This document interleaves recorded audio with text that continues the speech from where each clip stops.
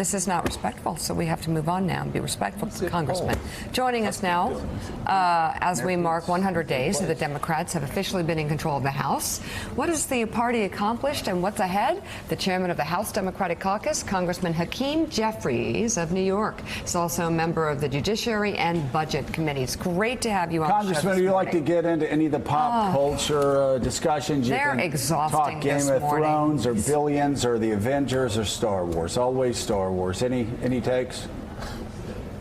Well, I will say that as far as we're concerned, winter is coming for Donald Trump. We expect that to occur in November of 2020.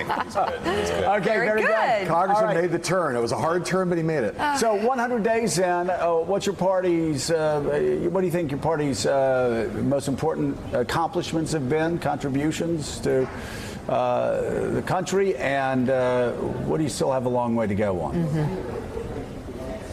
Well, we were elected in part to be a check and balance on an out-of-control executive branch, and we're going to continue to take that oversight responsibility seriously.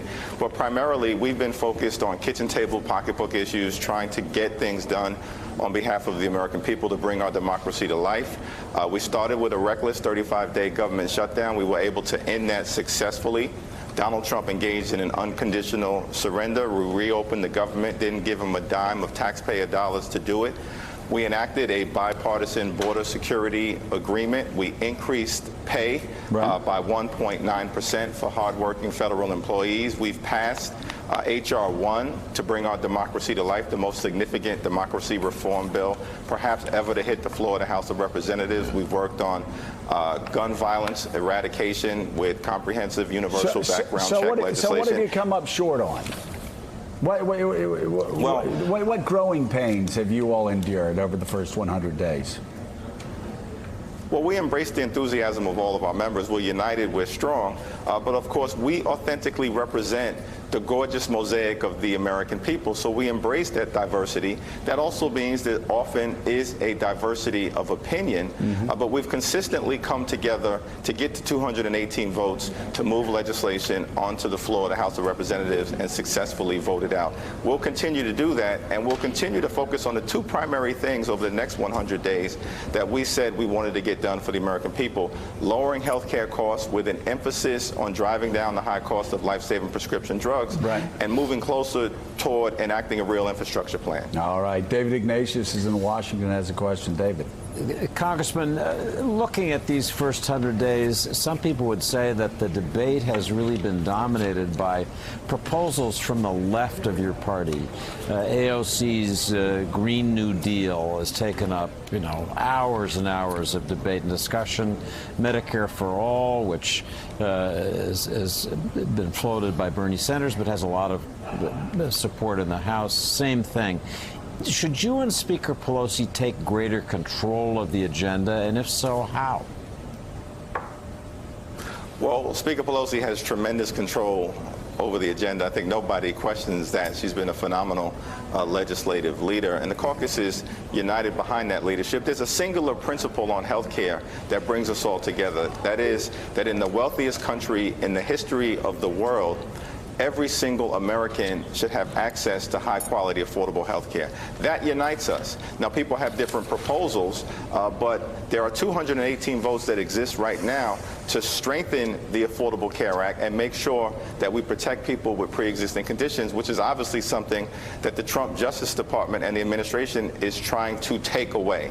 That will be the defining issue, we believe, of the 116th Congress, and Democrats are united in that fight on behalf of the American people. Congressman Jeff Goldberg from The Atlantic. I want to stay on with something that David is talking about and quote Prime Minister Tony Blair, who was just here on set a few minutes ago. He said that left-wing populism will always be defeated by right-wing populism. I've been talking to a few members of the Democratic House freshman class, not the three we all know about, but among the 50 or more we don't know that much about. And there is this anxiety about too much of a move to the left. Do you credit Tony Blair's analysis of that trend with possibly causing you problems down the road?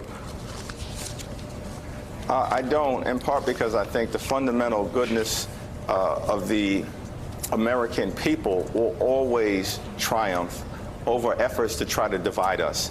And right-wing populism essentially is anchored in the principle of trying to blame others for the ills that we face in our society. And as long as we can authentically communicate to the American people that we have their best interests at heart, that we understand there's real economic anxiety in urban America, suburban America, rural America, Midwestern America, because of the globalization of the economy, poorly negotiated trade deals, the outsourcing of good-paying American jobs, the decline of unionization, and the threats posed by the rise of automation, and have real proposals, big ideas to solve those problems, I think that will ultimately triumph.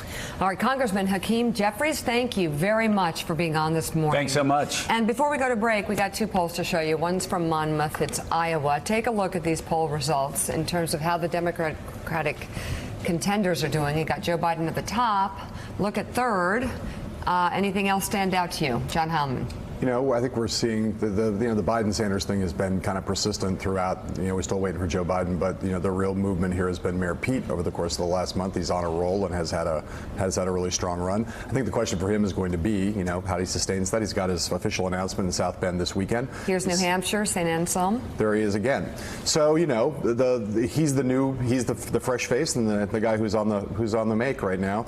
I do think, the question is with all in this big giant field is that there are going to be other people who are going to have their moments in the sun, and the question is how do you sustain it if you're the mayor? I mean, he may very well be able to do that, but it's going to be a challenge. We asked a question yesterday. Let's put the New Hampshire poll up again. We asked this question yesterday. Jeffrey, Claire McCaskill, very concerned with Elizabeth Warren only being at 9%. Her burn rate high in New Hampshire, obviously same media market as Boston. She should be doing better. What's going on with the campaign?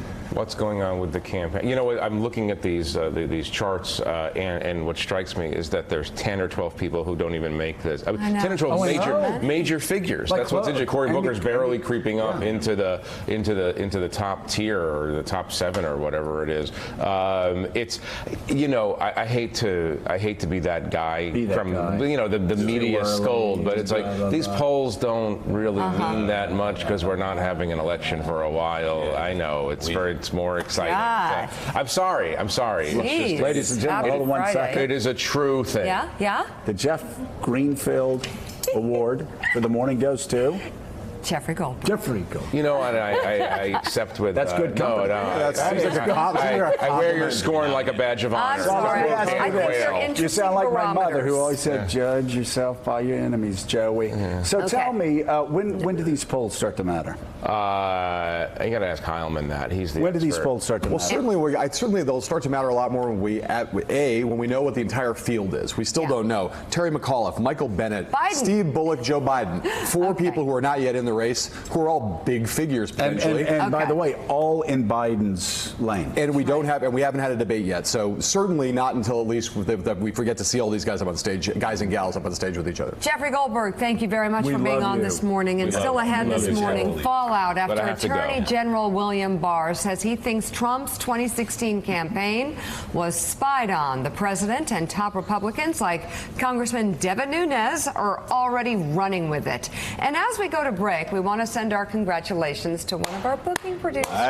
All right, Mike Del Mar Mike. got engaged to his boyfriend Alec during their trip to Japan. Mike proposed in the middle of a bamboo forest in the city of Kyoto. I love Kyoto. I was thinking I've about been there. I was thinking I went there about with- going to Kyoto, but No, instead I chose I went there with the Alachua Canadian- County. Oh, never mind. It's Kenosha? okay. It was a karate. Kyoto. Oh, Kenosha, Kyoto. Congratulations, Mike. We're really happy for you. Oh, it's a beautiful Congrats, place. Mike. We'll be right back. Kyoto, one of my favorite places in the world.